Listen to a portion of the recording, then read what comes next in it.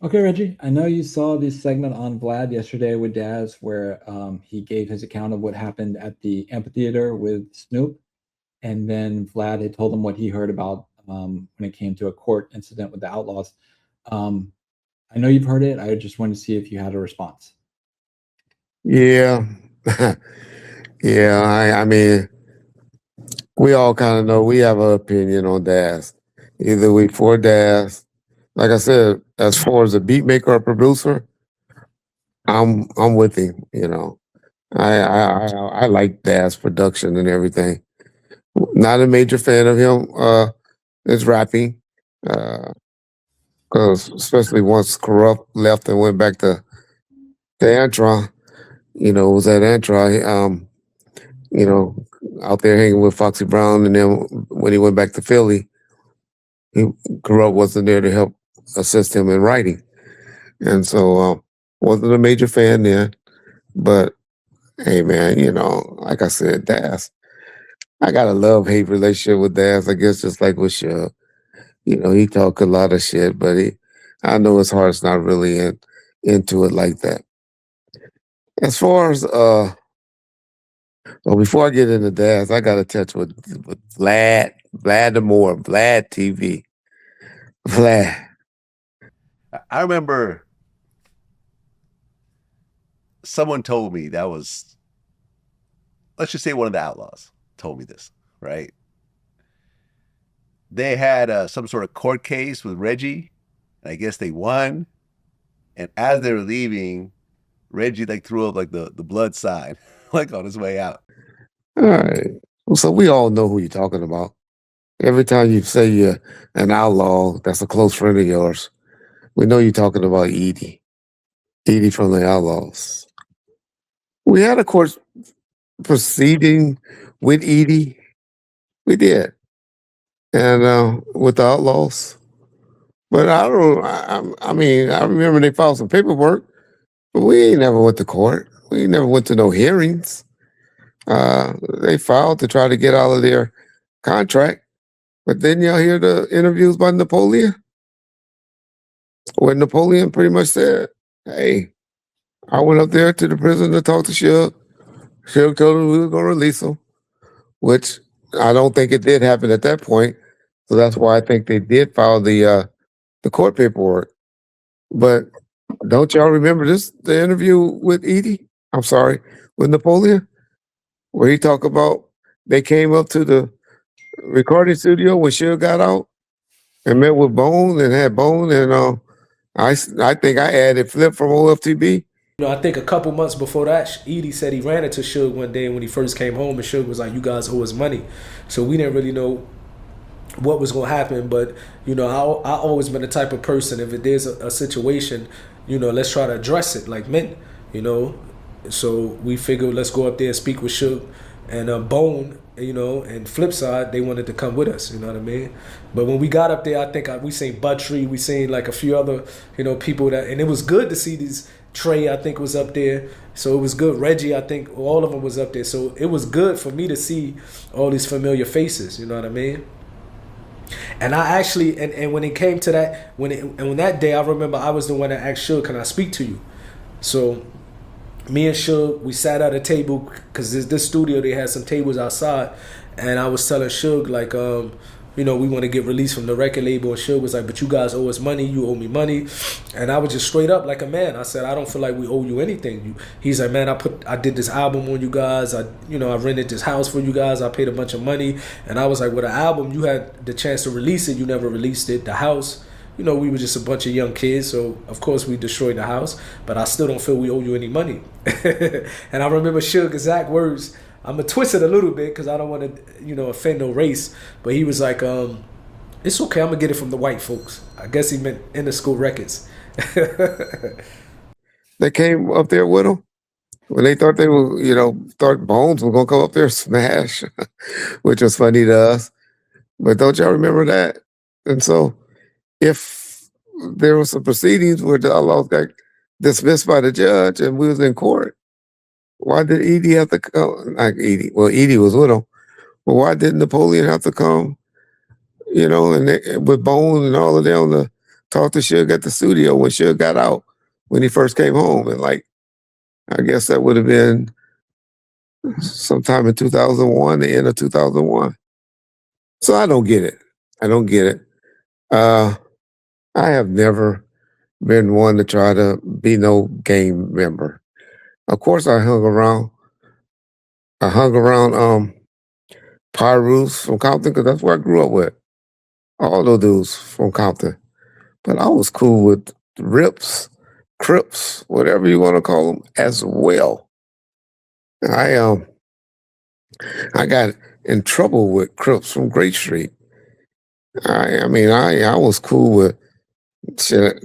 I was cool with the South Side, if y'all want to keep it real, with Darnell Brim and Lil Spanky and and and and um and Hoover Cal. Shit, y'all look on my Facebook now. It's about 3 or 4. Fucking um, South Side is my Facebook friend. My wife grew up, and her brother all grew up right across Long Beach Boulevard in Hood. So I mess with everybody in Compton. That's what I always say. Yeah, I'm different because I grew up in Compton, played baseball with them, became a cop. I know y'all think once you put a badge on, you become some type of little bitch or something, uh, and you're different. But I didn't see it that way. But hey, okay. But I ain't never throw up no gang signs. Maybe I might have threw up a FU sign, but I ain't gonna throw no Paru sign. They say blood sign, but it would have been a peace sign, if anything. But I don't know why Edie said that, but I always liked Edie, even though Edie was very quiet, during the days of Pac was around. And just like most of the Outlawz was quiet, I always told y'all he treated them like soldiers. And they was in Pac, and he was the general. And so never had no issues with Edie or any of the Outlawz. Matter of fact, here's a segment where Edie talked about where he always was kind of cool with me. Man, look, Reggie Wright has been solid in his moves. He's clear about who he is and where he stands, and I can respect that. One thing I will always respect about Reggie is that Death Row at one point tried to buy our publishing for a very small price. And when those contracts were drawn up and Reggie Wright brought it to us at the house we were staying at, San Fernando Valley, he was clear. That man looked at us and said, look, I'm just bringing these contracts to y'all. Y'all don't have to sign them. Yeah. He said, y'all don't have to sign them. And guess what? We didn't sign them. And by us not signing them, it allowed us to be in a strategic position between Death Row Records and the estate of Tupac Shakur and his mother, Afeni Shakur, who was running his estate at the time.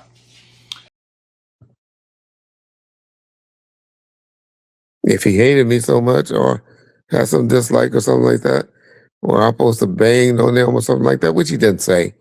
Vlad didn't say that, so I'll retract that. But that's all I got to say about the alleged incident with the Outlawz. Never had an issue with the Outlawz, any of them. And as far as Das and the amphitheater, y'all done heard that story. Quick question. Did you have an Under Armour account in 2025? Maybe you just bought some shoes online? Well, you might want to listen to this. Apparently, there are allegations that Under Armour was involved in a massive data breach around November 2025. We're talking about millions of accounts where private info was allegedly left vulnerable to unauthorized access. It's one of those things where you think your data is safe and suddenly it's not. Your personal data has real value, and when a company fails to keep it secure, you shouldn't be the one paying the price. Morgan & Morgan is stepping in to fight to hold them accountable and to help protect your consumer privacy. If you had an account prior to November 2025, you may qualify for a claim of up to $500. You can check the link in the description to submit a claim now. It's super easy and it takes less than 2 minutes to see if you qualify. Seriously, go check if you're eligible before the window closes. Hey, Bomb First. That video y'all just heard. That video y'all just heard. Come on, y'all. It's obvious. We done got at least 10 signups.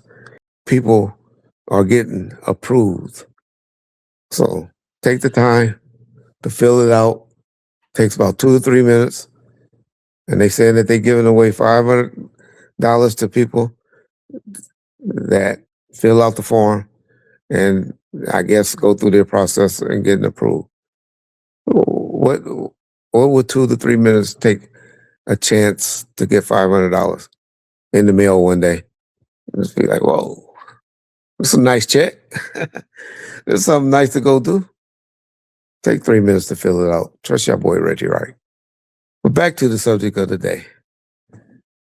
They got guns. They got guns. Y'all hear what Dad say that? He said, "Hey, I'll see y'all. I'll see y'all tomorrow at the office." But that ain't what he said. But that's kind of what happened. If I'm keeping it real, Dad was back. Him and Big Seaside didn't fall out with us until I did that.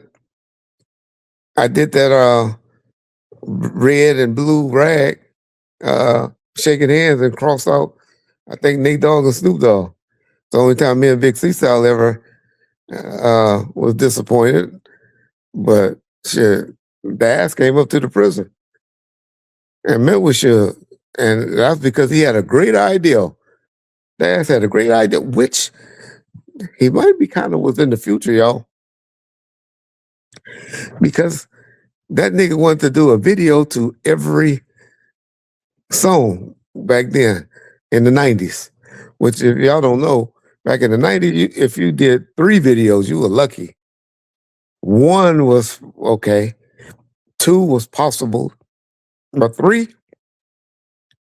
But Daz had the great idea he was going to buy a $10,000 video camera and do a video to every song. They do that now. They do that now. Y'all saw that? Drake, what Drake did. Y'all see that people does that. But hey, Suge made the decision. I'm not saying it was right or wrong. He made the decision and told Daz, I want you to concentrate on being a producer. I want you concentrating on being a producer, not an artist. I'm not going to put another solo album out on you. Corrupt was with Antron. Corrupt had got out of his contract with Death Row because he had filed bankruptcy. Daz was still over there with us because Daz was going to be the producer. He was the guy. And so that's when Daz left. Not after the situation with Snoop. It was after Suge told him he wasn't going to use him as an artist anymore. So all that stuff with Daz is capping, talking about this is why he left, or this is what he was going to do, and this was what his plan was. That wasn't Daz's plan at the time. Daz just was disappointed when Suge told him he wasn't going to put another album out on him. And that's what Daz was, one of those that always wanted to be. I tell y'all, Daz used to be at the video shoots before the production crews was there. Artists usually come about 4 or 5 hours later after the production crew.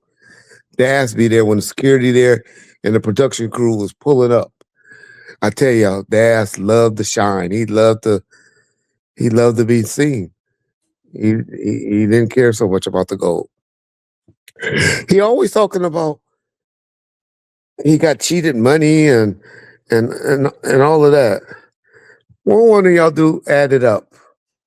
Y'all done heard Kenya talking about Suge gave her $50,000 on the spot. Daz told y'all he got, I guess, $125,000, $150,000 for Sunset Park, which me and Suge was in Vegas when that incident happened at the office to Roy and Norris. Suge was way in, we was in New York. I remember sitting in the limo when